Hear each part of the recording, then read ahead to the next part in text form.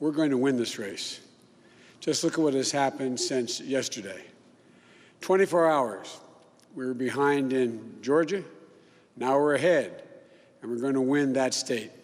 24 hours ago, we were behind in Pennsylvania, and we are going to win Pennsylvania. And now we're ahead, but we're winning in Arizona, we're winning in Nevada, and in fact, our lead just doubled in Nevada. We're on track to over 300 electoral votes, electoral college votes. And look at the national numbers. We're going to win this race with a clear majority of the nation behind us. We've gotten over 74 million votes. Let me repeat that, 74 million votes. That's more than any presidential ticket has ever gotten in the history of the United States of America. And our vote total is still growing. We're beating Donald Trump by over 4 million votes. And that's a margin that's still growing as well. More than 3 days after polls closed in the race, there is still no official winner of the U.S. election. Let's have a look at the results as they stand at the moment. The overall picture hasn't changed in quite some time now. Remember, the candidate who gets 270 electoral votes wins. So far, Democratic candidate Joe Biden has received 264 to Republican President Donald Trump's 214, according to projections by the Associated Press. AP has Biden winning Arizona, but many other forecasts say it's too close to call. Pennsylvania would be a massive prize with its 20 electoral votes. Joe Biden's lead there is currently around 29,000, with 99% of votes counted. The mail-in votes being counted have been heavily favoring the Democratic candidate. Georgia, with its 16 electoral votes, is also extremely close. Biden has pulled ahead of Trump there with a difference of just over 4,000 votes. A recount is expected. Overall, Donald Trump's path to victory is looking increasingly narrow. States in red or blue have been called by AP for Trump or Biden. States in lighter blue or in pink are leaning toward Biden or Trump, respectively. Any one of the remaining states will give Joe Biden the win. President Trump needs a combination of states. A Biden victory may look increasingly likely, but there's little sign it will bring an end to the deep divisions made during the campaign. Backers of President Trump are expressing doubts about the large numbers of Biden votes counted after Election Day. The votes eliminated Trump's lead in a few key states. Biden supporters, meanwhile, have been celebrating what they believe to be the end of the Trump era. Scenes of jubilation.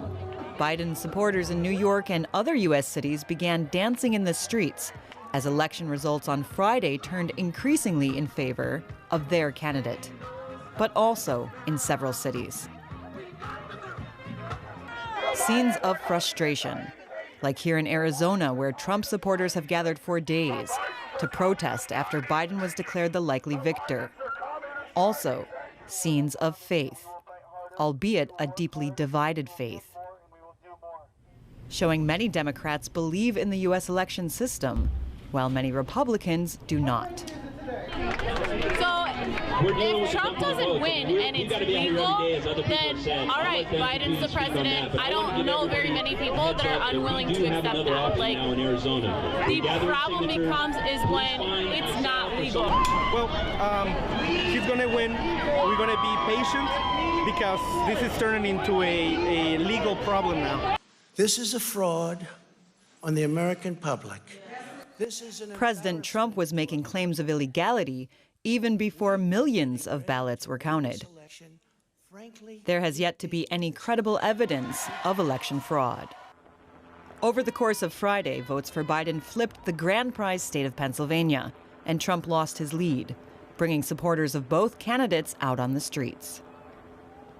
It's a scam. It's state collusion. Other states, Democratic-controlled states like Michigan, Wisconsin, Pennsylvania, they're all colluding with each other to create these fraudulent mail-in ballot voting. I think there is so much attention on this election, on the counting of the votes, on looking out for fraud, that you're going to find that it's probably more accurate than any election we've had.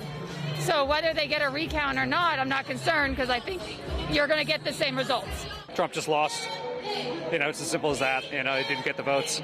It comes down to a few thousand votes here and there, but, you know, one person has to win and one person has to lose, and he lost. Biden says he's confident he will win. He's appealing for greater unity once the dust settles. And I want you to know that I'll work as hard for those who voted against me as those who voted for me. That's the job. That's the job. It's called the duty of care for all Americans. We have serious problems to deal with, from COVID to the economy to racial justice to climate change. We don't have any more time to waste on partisan warfare. Street demonstrations, for the most part, have been peaceful, even when people with strongly opposing views face off. Meanwhile, the world is watching to see if that holds true once a final result is announced. For more on that, I am now joined in the studio by DW's chief international editor, Richard Walker. Richard, good to see you. Trump supporters seem desperate. Any reaction from the Trump campaign itself? Well, the Trump campaign is maintaining its position that it stands ready and has already begun with legal action in some states. And, you know, we could be in recount territory, certainly in the state of Georgia and some others. But what's quite also interesting is to look at what they are saying more under the radar to their own supporters. Now, after covering the last election in the US, I'm registered for the campaign mails that Trump supporters receive. And overnight, from last night to today, European time, I received in the space of 9 hours 14 emails, and we can take a look at a few of these emails, perhaps on the wall right here. Look at this one in the subject line: "We need to keep pushing." You know, trying to raise money here for what they call the official election defense fund. You know, sort of money that they are claiming here that they want to put into legal challenges. Maybe we can bring up the next one here. There it is. Look.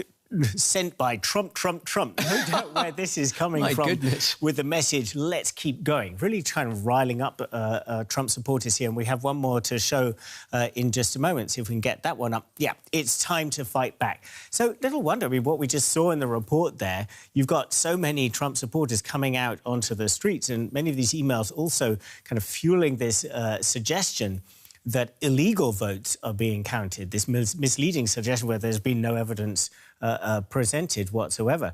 And bear in mind, this is not just coming to my inbox. This is going to millions of Trump supporters around the country. No doubt. It's a full-court press. It appears that this election is going to be won or lost by a razor-thin margin in a small handful of states. Could you sort of do a sort of 360-degree here look at just how close this election has actually been? Yeah, I mean, obviously it is close in these states. Otherwise, we wouldn't still be talking about it now. You know, some of these states could be, you know, won by less than a single percentage point. But if you pull out and look at the popular vote overall, the margin is larger, certainly. So at the current tally, Joe Biden seems to have an advantage of something like 4 million plus votes over Donald Trump. Which in percentage terms would be about 3 percentage points, if that's where that holds. That is certainly not the landslide many Democrats were hoping for in this election, but it's also not a particularly close election. There have been many closer ones in recent years. Some people might be surprised to hear that Georgia, this sort of conservative, reliable Republican state, is actually in play here, and the Democrats might even actually win it.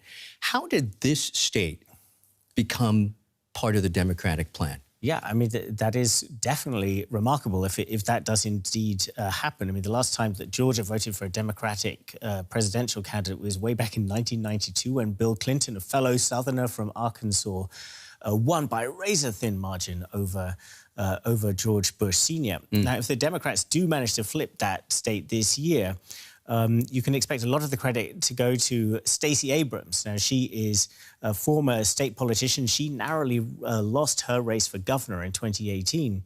And there were allegations of voter suppression in that election that targeted minority communities, particularly the black community, which is more than 30% of the population in Georgia. So after that election, Stacey Abrams made it her personal mission to start a real voter registration drive in Georgia, registering reportedly about 800,000 new voters. So if the Democrats win that state, that could be down to her. Richard Walker, thank you so much for that perspective.